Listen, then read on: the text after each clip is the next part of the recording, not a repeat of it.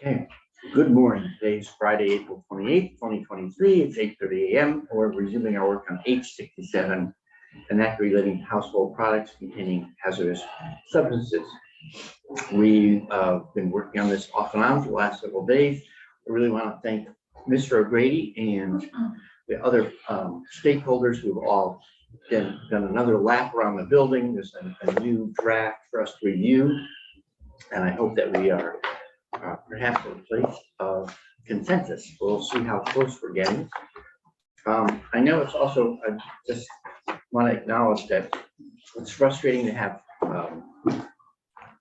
significant changes proposed so close to the finish line.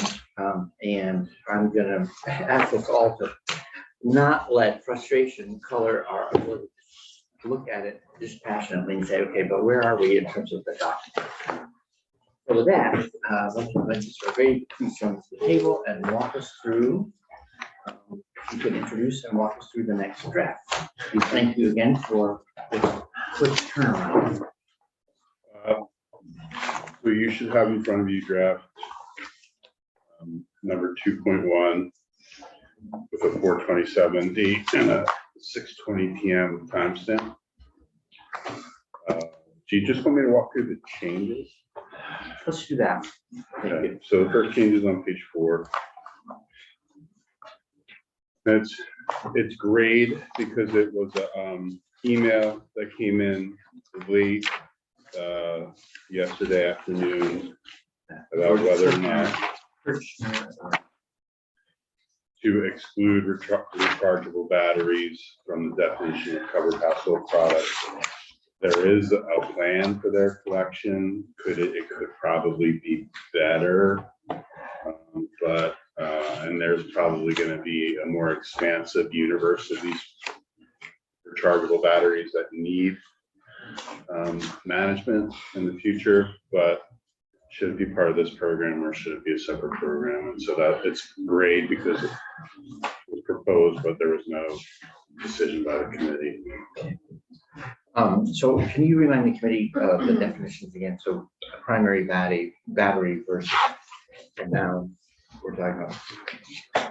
I don't have the definition on the top of my head, so Always obvious to me. it's not necessarily an obvious definition either. You're what? If I have comments along the way, would you like me to make them as we go or Yeah. save them until the end? Let's, or at least flag them. So, Okay. and then we'll cruise all the way through, flag stuff, and then double back and do it step by step. I find it easier for us if we hear it all at once. It seems a little more coherent and better for the bits and pieces. Yeah. So a primary battery means a non-rechargeable battery weighing 2 kilograms or less, including alkaline, carbon, zinc, and lithium metal batteries. It does not mean a battery intended for industrial business warranty or maintenance services or non-personal use. Battery that is sold in a computer monitor, peripheral printer, television, or device containing cathode ray tube battery that is not easily removable or is not intended to be removed from a consumer product, and a battery that is sold or used in a medical device. So we have a primary battery program now, Yes. and without this exclusion, so, and that program excludes rechargeable batteries. Right, but there is already a rechargeable battery industry-led program, but it could be better. Yeah. So, all right, and my sense is that a unique enough topic that deserves its own treatment, that might be better off not sweeping it into this program. Okay, Okay. thank you. All right, next change is on page 5. This is an additional exclusion of products from the definition of covered household hazardous products. It would give A&R the ability to to determine by rule products that do not pose that they're determined not to pose an unacceptable risk to human health, solid waste facility operation, or the environment, and which are not hazardous waste. Senator Watson? I am not sure why this is here, because if it is not hazardous waste, it would be already not included, right? No, that's the products that are covered don't necessarily need to be hazardous waste. Well, actually, I was thinking back to the previous definition. It now is. So I think that, so for the record, Matt Chapman, Director of Waste Management Division, I think really what this is gonna allow for is in the context of black gas cylinders, whether there are certain gas cylinders that don't contain hazardous waste that could be excluded under this definition. Yeah, it's a pretty narrow scope of authority. I think the conversations have been trying to make sure that we're not sweeping in anything that we didn't intend to sweep in, and the thousands of products that are potentially eligible. But it is a very narrow.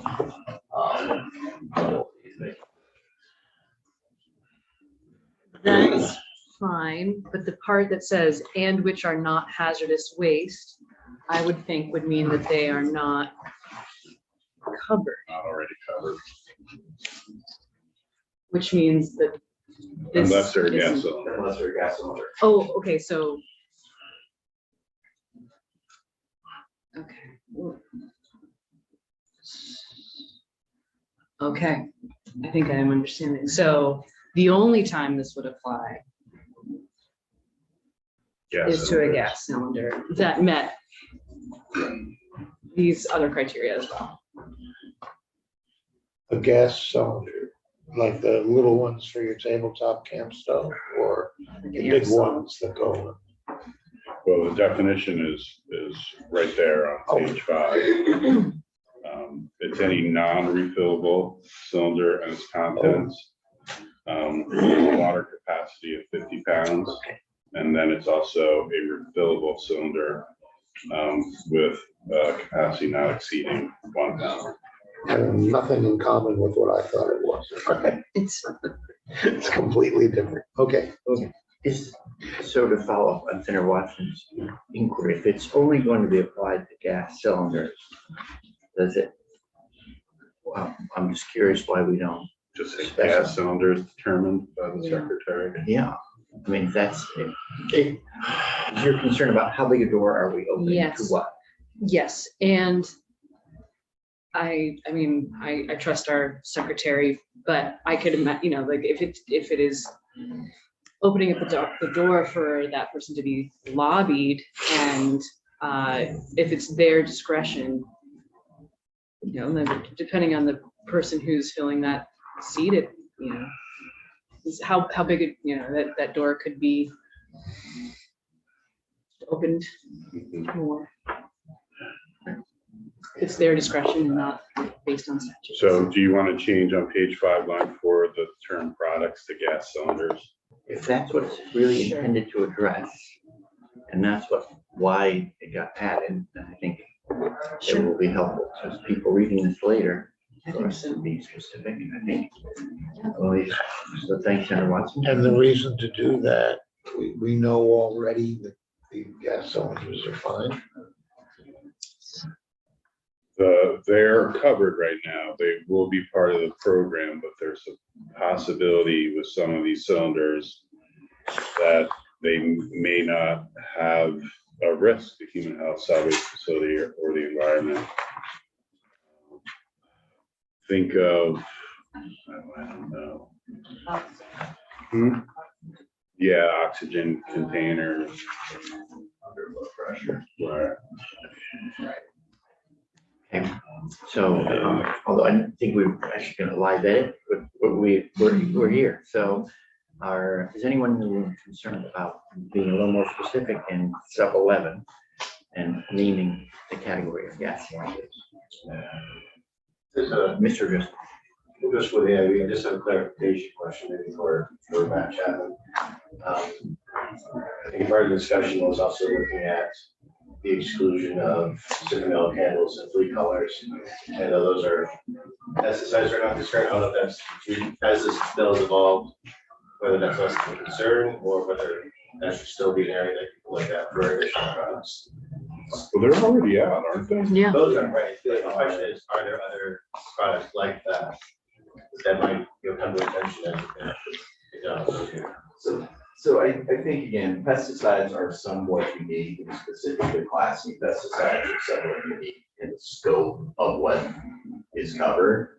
In certain subsequent changes to this bill, pesticides have been excluded, and as a result, even though residually dog collars and citronella candles are in here, those exemptions don't actually need to be there. That's just what I want to clarify. Thank you very much. Yeah. Okay, so is everyone comfortable with specifying gas cylinders under that provision first? It's also by rule, so that seems to me like a very Oh, that's a good check. open and transparent process. Okay, I'm sorry, I know we're pressed for time. The language addresses household items of toxic substances.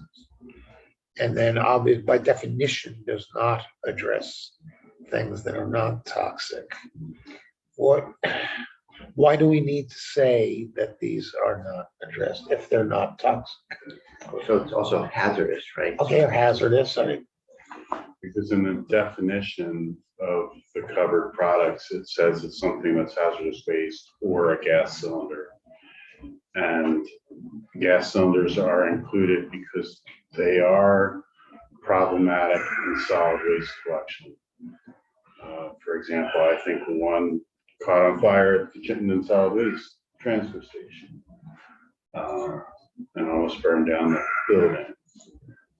So they want them to be removed and handled by the manufacturer as part of an EPR program.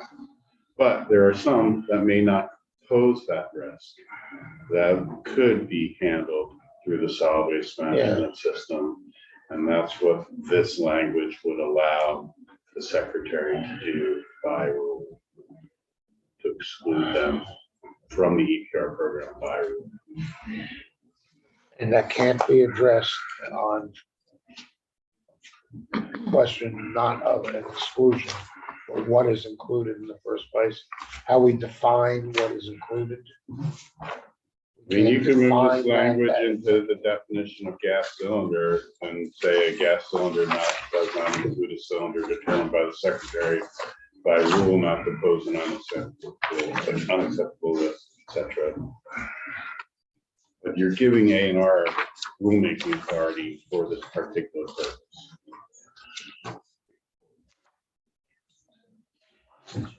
So you can mark that as a change for the next draft. Let's do that.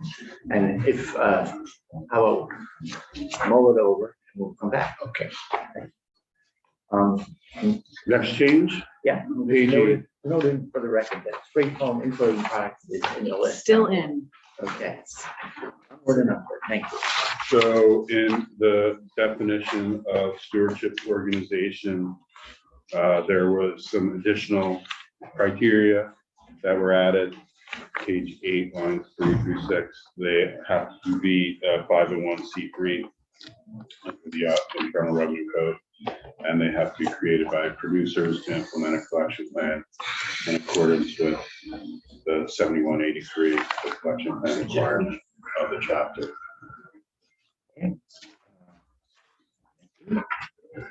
Moving down on page 8, lines 9 and 10, the sale prohibition originally had been July 1, 2025.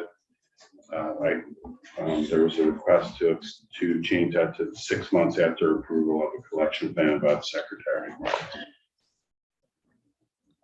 I may be minority on this one, but I prefer dates certain, but I'm willing to go with whatever you think. Well, I mean, so the things, what is it, Vesely Plains of Men, Gang Appa play. So there, even when everyone's operating in good faith, it can be that if there's not an approved plan out, then it could take longer. And if there's a date certain, the time from approval of the plan to implementation Yeah. could be shortened up. Yeah. And then it could be hard to implement. I mean, that was my understanding of the response. So originally, they were required to submit their plan by January 1, 2025, and then the sale prohibition would have gone into effect in July of 2025.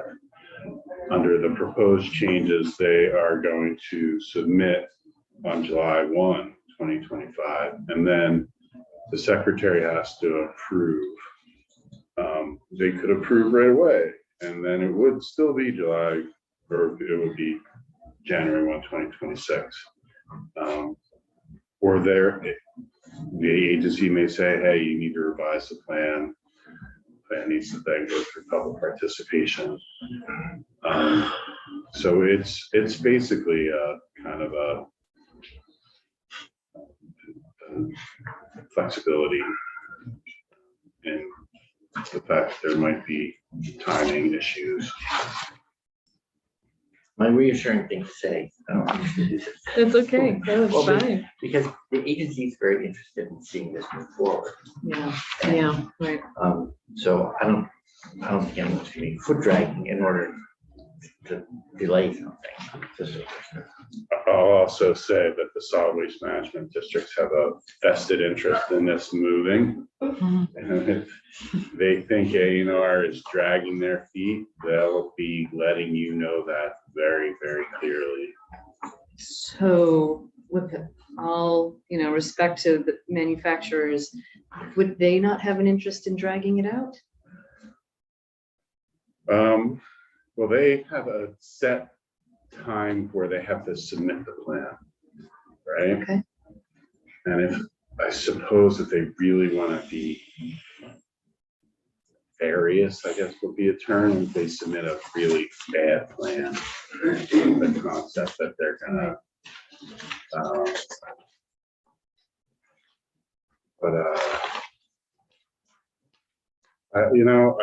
I just, I don't want, I mean. I shouldn't ask you to speculate. Theoretically, I guess it's possible, but I get one question on that. So does it ease your concerns if, rather than saying approval, we say a final decision of the secretary? And that addresses my concern or point, because if they give me a really bad plan and my denial is the outcome, that they can no longer sell products and say within 6 months time. that would help. Yeah, yeah. So that would sort of ensure that it's Everyone gotta gets be a- motivated. it's gotta be a good plan. Yeah. Okay.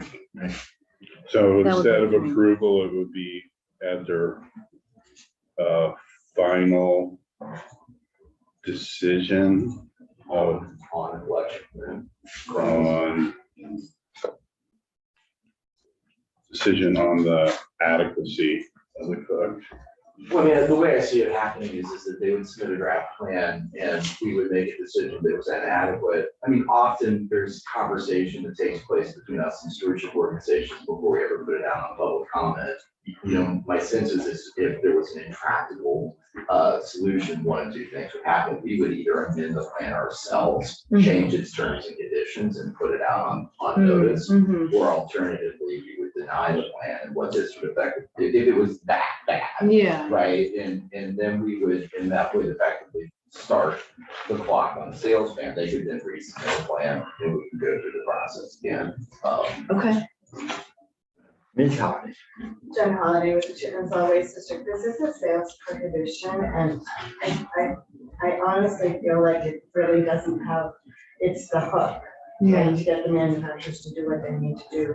So I don't think it's unreasonable to have a date certain for a sales ban after they submit their collection plan, right? Whether it's approved or not, if they're not part of the collection plan, they can't sell into the state. You already know whether they're named as a manufacturer or not.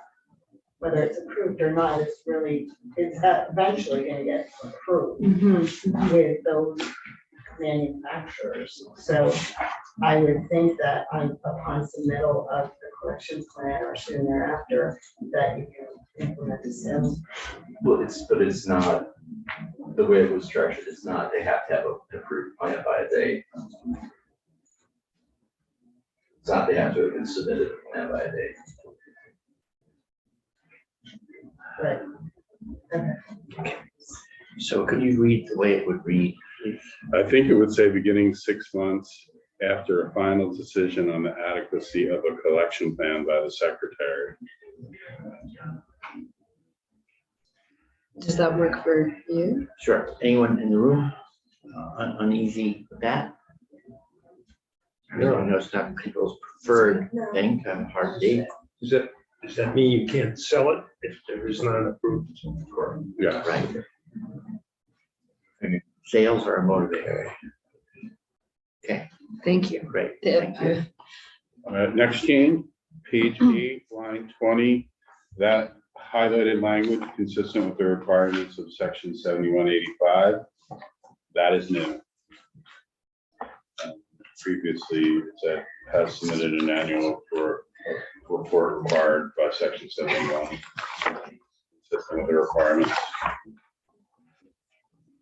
Okay, seems non-controversial, but the report should be consistent with the report. Page 9, line 5, the requirement for stewardship organizations to file registration annually with the secretary. It had in July 1, 2024. It's now January 1, 2025. And the reason for There's just additional time built in Right. with these changes for the not entire. much to report on in 24. Oh, yeah. Well, this is a registration. This is in the stewardship organizations. need to register. Registration, I'm sorry.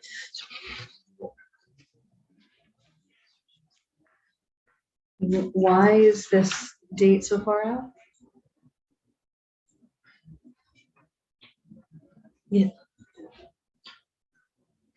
Mr. Good morning, Good morning. Matt McMahon, on behalf of ACI, who testified yesterday.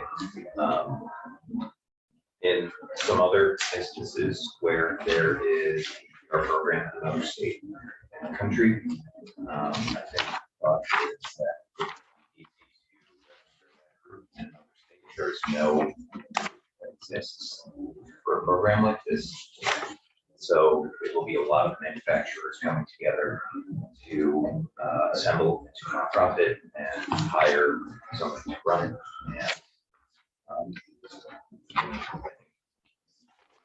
that piece, the timeline from this draft is 18 months to assemble and then 6 months to set the plan. This is a deadline to submit your registration as a nonprofit. If the group determines that they need extra time to create the plan, they could register much earlier, January 1st, and use the remainder of that time to create a plan. So that is why that extra time is built in. Additionally, many of the other versions of this bill that were passed over in previous sessions included this timeline. The way I read this, it would not allow them to register early. You could change that to honor before January 1. Sure, that would be better. I wouldn't want it to hold up what's happening, but that would honor before would be acceptable. I mean, if I, It's gonna file early, but, yeah, I would prefer it be sooner Right. than this, but so the bigger context is this is like a problem, 25 years in the making, and this bill has been versions of this bill have been, I think this is our third formal iteration, but there's been like 5 other iterations. So it's been a hard problem to solve. So Yeah. I'm of the somewhat patient school, like if it's the first in the nation of this nature, giving people a little extra time to get started. This is a Okay. companion bill to the one I introduced. Oh, It's is not it? like, I'm not disinterested. I'll mess right up. Well, I will defer to your intuition then. Moving on. Yep, thank Page you. 9, line 16, and the contact information, it had previously said responsible for the manufacturer's compliance, and now it says responsible for ensuring compliance with this chapter. Next change, page 10, this is the date for the collection plan that previously said prior to January 1, 2025, stewardship organization shall coordinate and submit. The plan is now July 1, 2025. So a registration Right. comes in January, and then by July of that same year, then Sales prohibition goes into effect 6 months after A&R makes a decision on the adequacy. okay. So for doing prior date, this one makes sense. Okay. Any questions? Next change, page 12.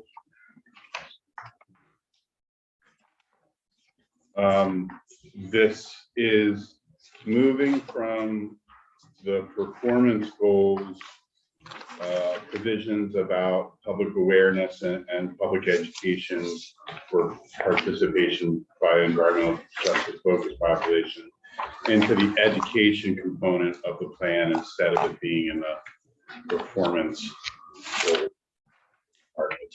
I mean, I think the concept is it'd be hard to gauge the performance. So it's now an education requirement. And then on page 12, lines 5 and 6, it had previously said during the first year of program implementation and every 2 years thereafter. It's now going to be during the first year of program implementation and 2 years after adoption of the collection plan. Each stewardship organization shall carry out a survey of public awareness. So not a continuing 2-year requirement for a survey of public awareness, just after the first approval of the plan, 2 years thereafter, a survey. It's not ongoing, it's just a long time now.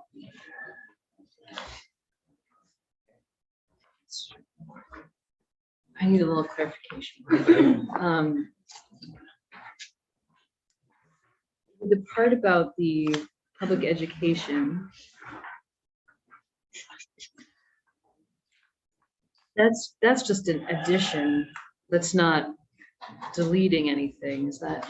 Well, right, it's an addition to the education requirement, but in the previous draft, in the performance goals section, which is subdivision 7, Which we have not gotten to yet? you're not gotten to Yeah, yet. okay. And you're not going to see the language under 7 because it's been removed.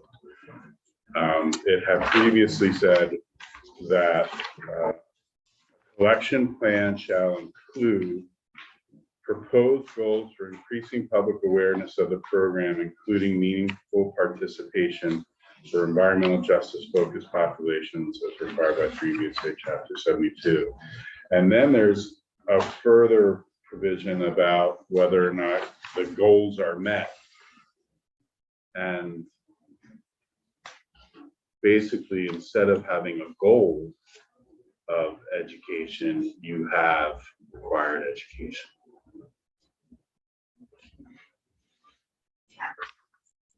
That it's a requirement of the collection plan itself, as opposed to a metric in performance review.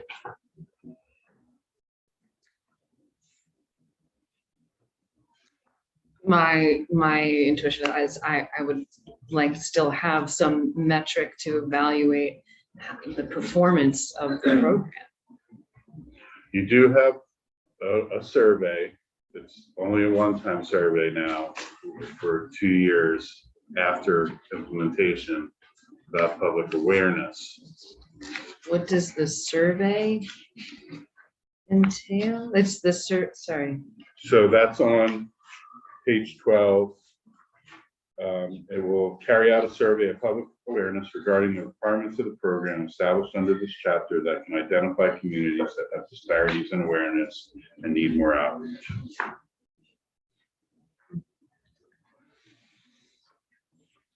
Oh, yeah, okay. You're comfortable with it? I suppose was there any consideration of having it every 2 years after? So if you look at the reporting requirements that happens as part of the plan. Yeah. There's a requirement for reporting on public outreach, including the effectiveness of public outreach. At least from my perspective, I am open to them not doing a survey and doing some different means of measuring public outreach effectiveness. I'm not entirely sure how effective the survey necessarily is these days anyway, and there may be things like web-based analytics that they could come back with that are a lot more rich as far as where we're targeting, what we're targeting. So I was open, they're not gonna have that data at the beginning of the plan. Right. That's why they need to do a survey at the beginning. Yeah. But I am open to them proposing as a part of the plan, some means of measuring the success of public outreach. Again, it can, at least from my perspective, of how it's been explained and what my expectations are, is that they're going to need to do something. We're just giving them flexibility and not writing it in the statute as how they need to do it. And you would be able to require that either by, Well, they have Rule to report back to us on the effectiveness of the plan. If they haven't done anything to measure its effectiveness, they can't report back to us if they're in violation. of law. and So- that is an ongoing requirement. Annually, and then there's a 5-year audit as well by an independent third party that looks at the effectiveness of the plan as well. Okay, thank you. That is very helpful. I'm comfortable with this. I think the other thing we talked about was that it's one thing to measure like public awareness, but in the end, it's actually what happened to the waste stream. So measuring hard data in terms of what materials came through. The other piece. I mean, it made sense to me. And how much we actually remove. Yeah, right. That seems like an obvious part of the goal as well. Right. but Right. Seeing less in the landfill. Okay, so Moving on, page 14.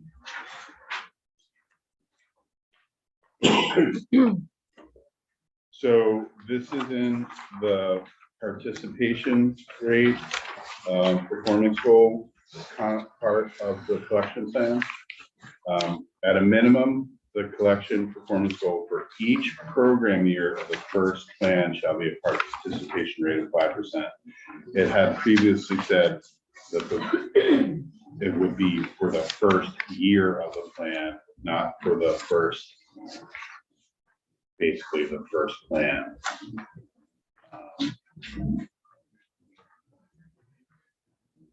and is this because we're talking about there may ultimately be more than one stewardship program? So we need to write for each program. If there's more than one stewardship organization created ultimately, they each need to follow the same. No, you're part of this draft is that they form one stewardship organization. Again, I think that part of this is going back to providing additional flexibility in how to address or create performance goals. There has to be performance goals, whether basically head count at events needs to be included in there is somewhat discretionary after the first plan. So again, for the first plan, they have to include, and actually they always have to include participation rate as a part of the plan. How they establish the goal after the first plan is left to the plan, not set by statute. So. And the first plan is the first plan approved by the secretary. Okay. I actually just think that phrase for each program year of the first plan, like that phrase is confusing. It could just say for the first approved plan. That that would be helpful. I think that would make it clearer. This is B, line 5. Yeah, yes, yeah. Okay, so can you just send it? Read? Sure, it would say at a minimum, the collection performance goal for the first approved plan, or should say collection plan, shall be a participation rate of 5% of the households for every collection program based on the number of households the collection program serves. That's great. Thank you. I don't think it's clear that it's 5% for the first 5 years added cumulatively or each year. Well, So that's fine. Each program year. That's why it was that way. So it could be the way that Michael read it, but then 5% each year of the household for every collection. Yeah, I could say it could, or it should, or it could say, at a minimum, the collection performance goal for the first approved collection plan shall be a participation rate of 5% per year of the households for every collection program. Or did you say an annual participation rate of 5%? Could be, there shall be an annual participate, that could work too. Yeah. everyone set on the math there. Can you explain to me why? Can you explain to me why 5% is low? Why don't we want to hire? So 5% is actually quite a bit higher than a lot of the events experienced right now. Permanent collection programs are much higher, they're around 10, 12, 13%. That's a really, really high percentage. 13% is like a gold star. So the 5% is improving what we have today. Because it's looking at each individual collection program in the state. Senator McCormick, we did have testimony that talked about if you look at the number of times someone takes household hazardous waste, what, every 7 years? 7.4 years. Yeah, so if you look at it, that selection, that percentage of people, kind of think about it every year, that's another group of that 7, every other 7 years group. Does that make sense? Like, Yeah, not yeah. everyone's going every year because you kind of build these up as a store, unfortunately, of things that you might bring at one go. Or the Randolph experience, they set up for the day 52 households Yeah. out of a population base of I don't know how many. Yes, but I think you had made the point when you were testifying that that's traditionally a very good amount. If you did 5% every year, that's really equivalent to But 5% every year, you multiply it by 7.4, so It's a you're much not, better- you're not super high. But I would expect that A&R would be looking at the next collection plan for that goal to be higher and than 5%. And that is the way most APR programs work, is the producer just. So we're figuring when someone comes in, they're bringing in stuff that's been accumulating for years. And having gotten rid of it, they're not likely to come in again for a couple of years. hopefully they're not. Yeah, Hopefully they're done. okay. That makes sense. But it sounds does better seem low. when you take the 5 years as 7.4, that's 37%. That would be, And then you end up stepping up in the language that follows, right? No, I've got a can of paint in my shed that's color the house has not been for 20 years. so you got a pink camel to the V, is that the joke? You gotta go. It's an archival color. You shouldn't get rid of that. 'cause you'll never be able to- Turpentine, same thing, get rid of it. Check where it's It got may be lead in it. solid right now. Okay, let's keep going. Sure, on page 14, line 8, you'll see that the language program serves is highlighted. That's because it had previously said provided that the required participation rate shall increase by 1% for every year of the initial plan. You've just determined that it's going to be 5% per year for the initial plan, so striking that 1% later needed to be removed. Page 14, line 11. Currently, it says the stewardship organization shall use the results of the most recent waste composition study, et cetera. It had previously said the secretary. So it's not the secretary shall establishing the performance goals. It's the stewardship organization shall use the results to propose the performance goals, and then the agency approves the plan.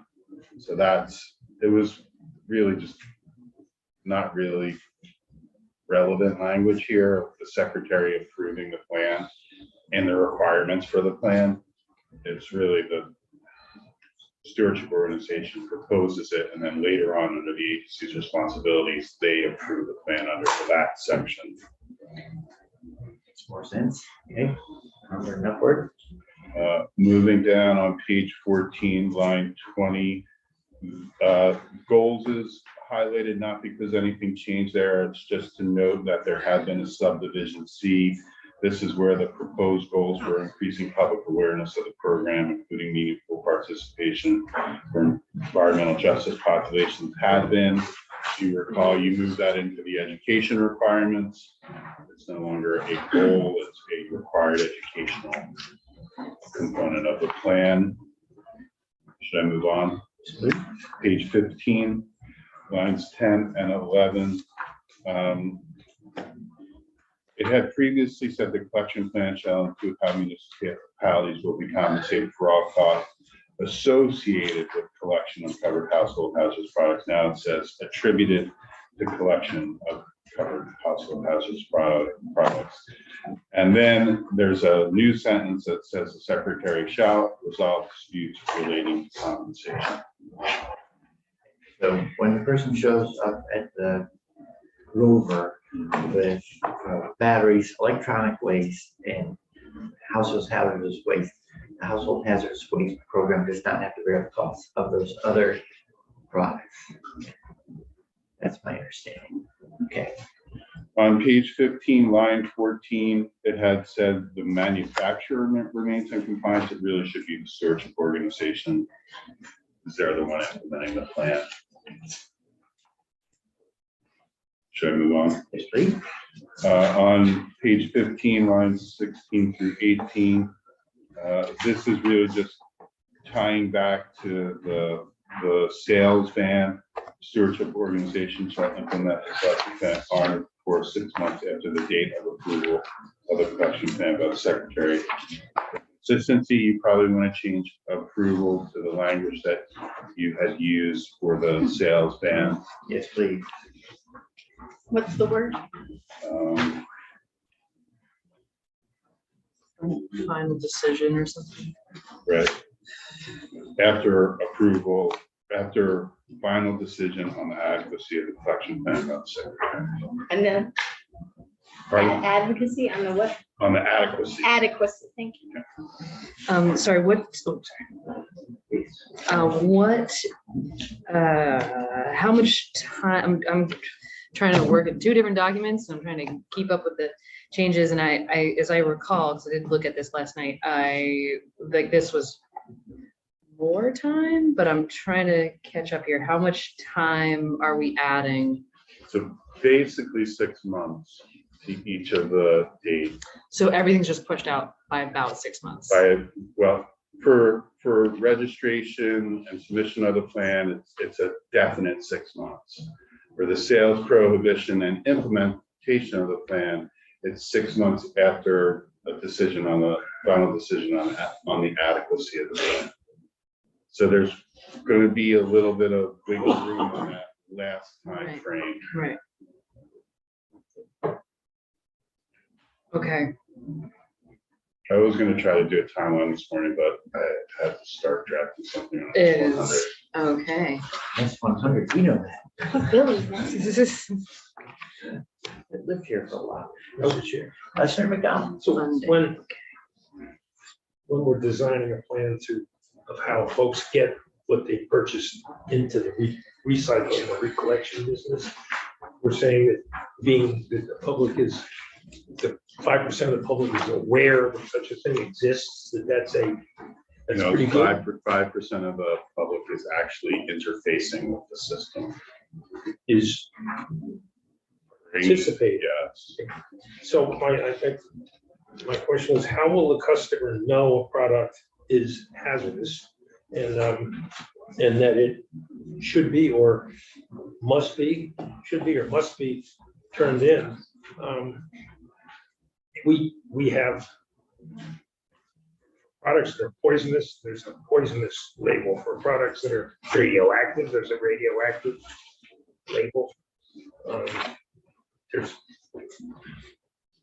think there's at least one more category that has to be labeled. If it's flammable, if it's flammable, it has to be labeled as flammable. Is there any labeling so that the customer sees the thing, the sticker, the stamp, the code that like Mr. Yuck?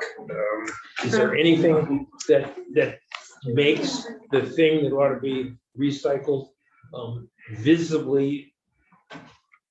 You look at it, you go, oh, that ought to be taken back and turned in?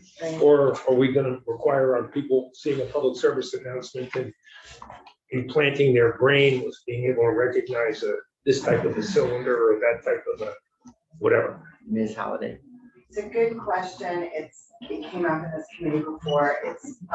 It's difficult for the consumer to 100% know exactly what to bring in. We do guide them with the labeling. If it says caution, warning, danger on the label, that's a required label by the federal government to put on products that have certain characteristics that could be harmful to the consumer. So if that has any of those labels, we say bring it to us. Those aren't all necessarily hazardous. So it's in the best interest of the PRO to educate the consumer on what to bring in because they don't want to spend time and money managing things that are non-hazardous.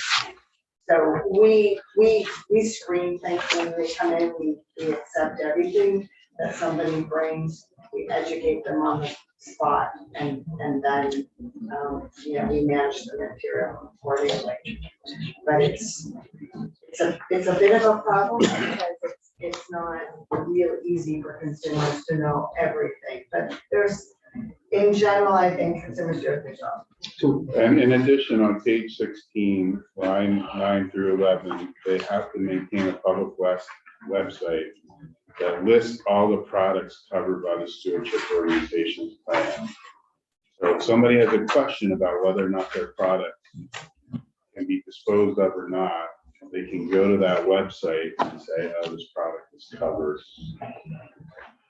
Well, it's a rainy afternoon. What are we going to do today? Oh, let's go on the website and see which products are covered. That's not a plan. I think, Senator McDonald, it's actually how a lot of people live today.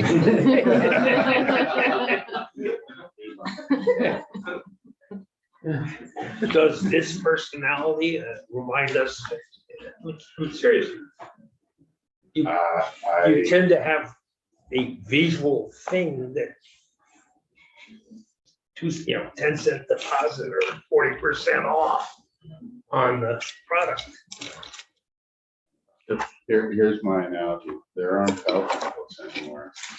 People don't look at a telephone book to find the information they're looking for. They look at the internet. That they have an innate desire to make the call. And we're trying to recycle or collect products that if you don't know about it, there's no, you don't spend your time. Understood. Trying to find, is there a product I missed this month?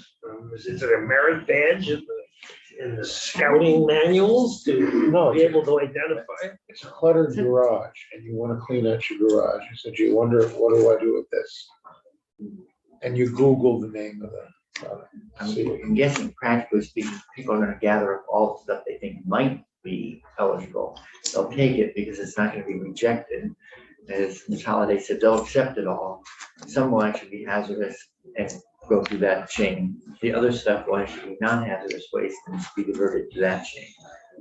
Senator White. Thank you, Chair Bright, and it's an excellent question. I really appreciated, we heard from Casella and their staffer, don't actually remember, apologies, don't remember her title.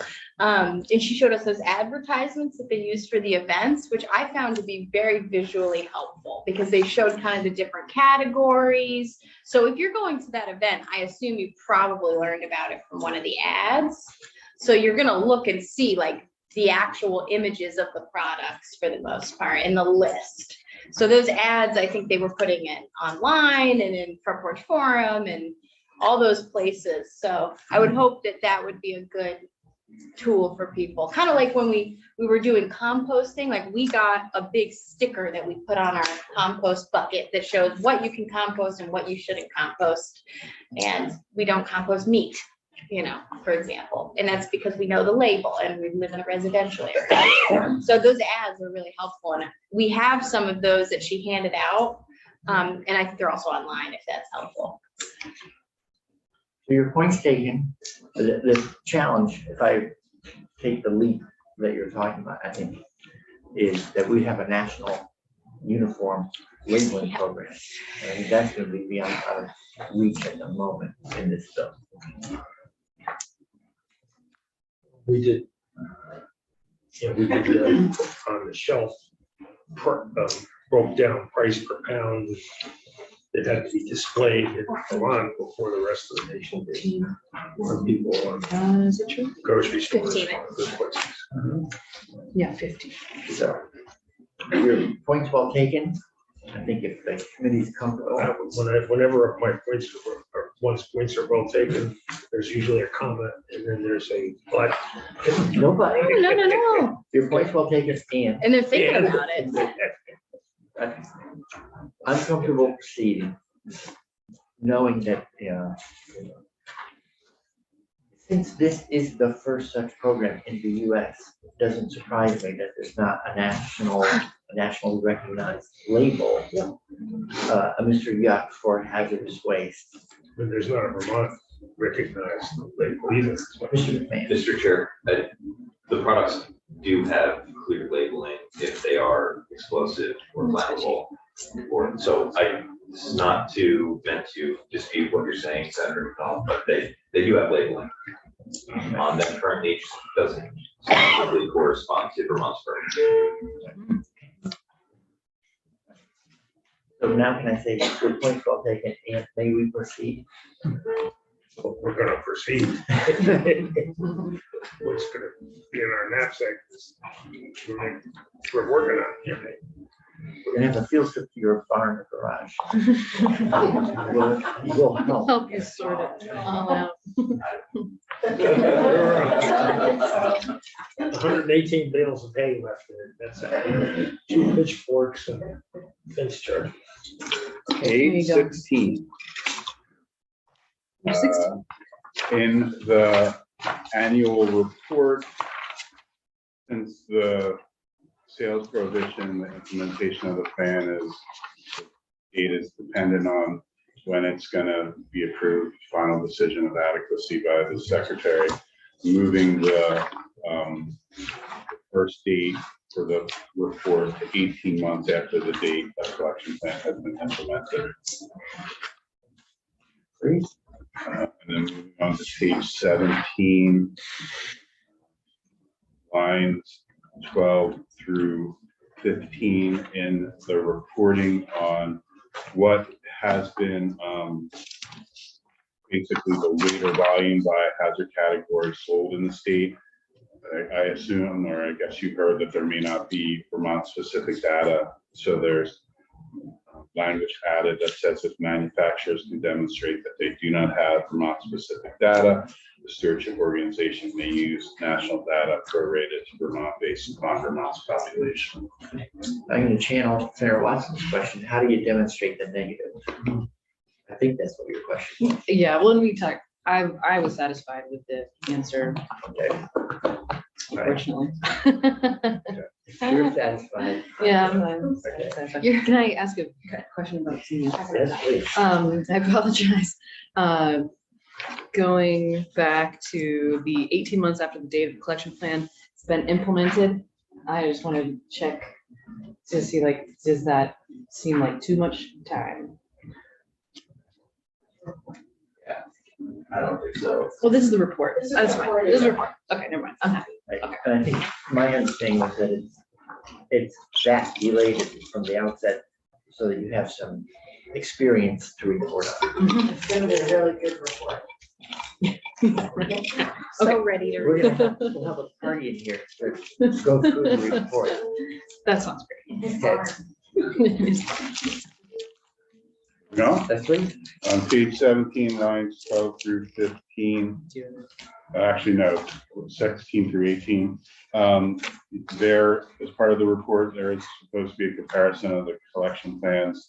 It had said performance goals and public awareness goals, but remember, you move the public awareness goals into an education requirement. So there has to be a conforming amendment here. So instead of the same performance goals and public awareness goals, it's now performance goals, including participation rate compared to the actual performance and how the program will be. Performance goals are not. Okay. Page 21.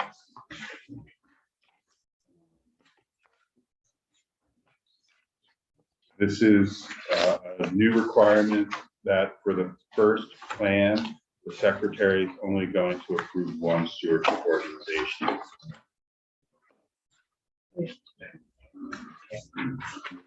Page 24. Yeah. I don't know if this is a request by the rechargeable battery manufacturer that came in yesterday. I don't know if it needs to go in here because their plan is not a state plan and their plan doesn't need to go through public participation. And this is a public participation section. Well, I guess I would say that they probably don't want this change because. They asked for it. I know, I'm just saying, I don't think that they want this change. Right. So, They don't want their plan that, it's not a state plan, it's an industry plan. They don't want to now be subject to state public participation requirements. and I don't, I guess from the agency's perspective, we don't want to create confusion if we expand the scope of the plan by making this modification. So I put it in because they asked for it, but I didn't think they wanted it. It doesn't quite make sense. And that's the last change. Senator Watson. Thank you. I'm sorry. I am not clear. What's going on right here? Yeah. So A&R, there's a chapter in law that sets forth the default public participation requirements that A&R is going to implement for different types of permits or plans or activities that the agency engages in. And there's 5 different tiers. And so meaning 5 different categories that you of public participation, depending on, like an emergency permit, you don't have to have a 30-day public participation for an Oh, okay. emergency Yeah, permit. yeah. So you build what the public participation and notice is. This is what type 3 is pretty standard. And so this is the public participation that's going to be required for the collection plan. And so The conversations about like Bombazine were just like merging in my head, Right. because we talked about the type 3 participation yesterday. Yeah. And, so sorry, I'm interrupting you. no problem. Please. So this is just the change that was made really substantively for this program is adding the covered household hazardous waste collection plan as part of a type 3. Okay. And the battery manufacturer said we should have rechargeable in there. And they're like, no. No, I don't think you want that. I understand now. Okay. Okay. We're not having a plan for that. Right, Got it. right, right. So They there's a don't. new sub 6. and they don't need to be excluded in 5 because they're not, we've already excluded them previously At the beginning, explicitly. Okay, so now we have socks on both.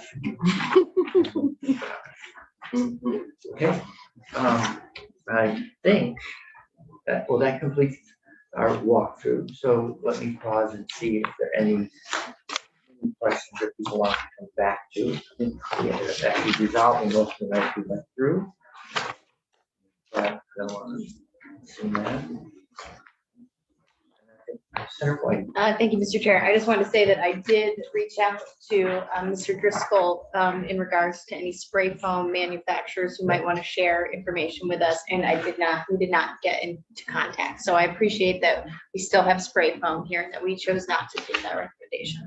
Okay, and we do have language related to gas cylinders.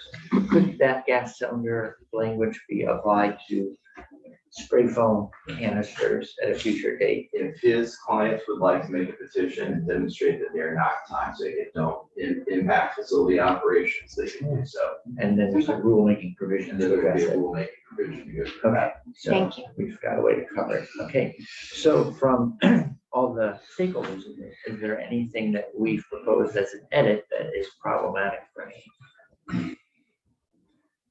Okay, so with that, I think, can we pause? Would you be able to go back, make these edits and return to the committee by 10? Maybe? Sure. Oh, thanks, Michael. Because you had nothing else. I'll try. Okay. Thank you. Thank you. You've spoiled us over the years. These are stickers, says do not engage, must be back by 10. Yeah. Okay, so let me see here. While we're, we actually have roughly a half-hour gap and 25-minute gap. No one ever minds a break. But while we're still here and we generally don't have time, let's just check in on the bill status list up there. So I went through an end of day yesterday, last night, and revised it so we could see where everything was. 80s energy and environment and energy, 100's there, 137 is there. S5 we voted yesterday. Today it's lay day. It will then be delivered to the governor at the end of after floor today, I think. 112 is also an energy and environment. 115 is in House Ag. 146 is in energy and environment. 126, which is 30 by 30, is currently in Senator Probst. Bottle bill is in Senate Finance, and it's my understanding we may be taking up bottle bill on Tuesday. So does 126. anyone have any other things to update that you're aware of that are moving? Will be on the left side there. So we still have an RES bill cooking, as well as its companion, the battery storage component, S140. We're on 867 right now. Aquatic nuisance we're closing in on. Mr. O'Grady, after we do this with him, is actually going to walk us through 161 burn permits. So we're closing in on clearing, getting everything teed up, moved, processed. We do don't have H128, do we? That's the one on farms that like run restaurants. So at what point does something become not farming anymore? Oh. At what point does it become a Where business? is H128? That's, I thought we had it, and I just realized, I'll look it up. Yeah. No, it's good to have extra eyes and ears, Yeah. because things are moving around. It is in House Ag. oh, house So it's ag. still there. It's still there. So, So Its Maine last doesn't have- recorded action is being referred to that committee back in I January. had a constituent in Prairie this morning.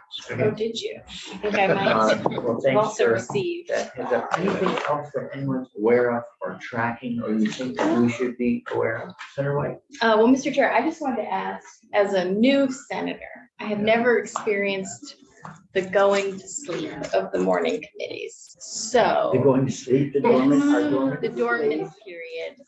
How does that, based on your calendar saying 3 days left, are we taking Friday off next week? Or what No, is your timeline for that? Actually the dormant, it should be, it used to be that they said morning committees will end, and then we ended, like you had to go get asked for time to be able to meet. Now it's going to be that floor will start at 10 o'clock every day. That'll let, that should allow us to clear the decks on the floor probably by noon or 1. And then afternoon committees will have, the money committees really, we're trying to make sure the money committees have enough time.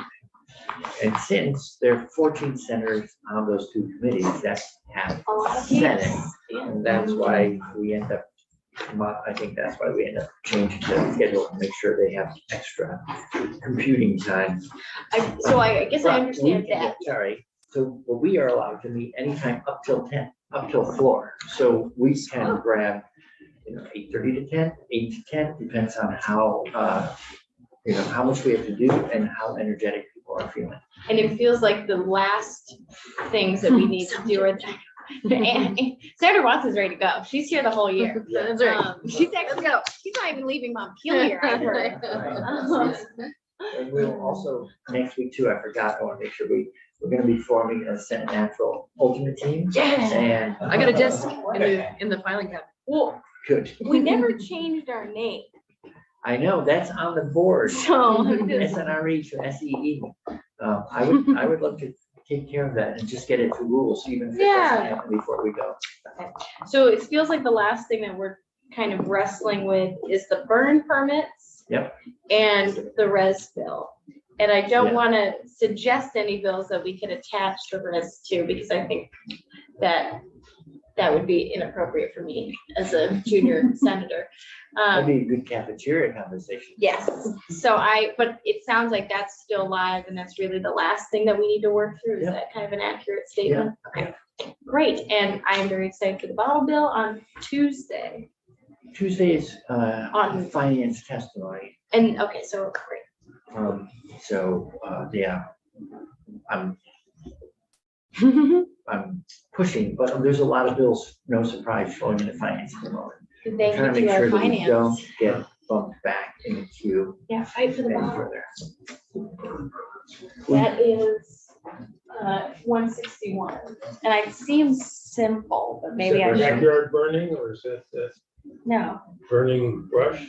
We'll find out. This is another cliffhanger. About a decade ago, we asked for an accounting on how many complaints or investigations they were of backyard burning in the previous year. And they came back with an astonishing number, which was like 4 or something like For the, yeah. that. They actually attracted attention that something had been looked at. Okay, all right, so let's Do that again. let's adjourn. We'll reconvene at, if you could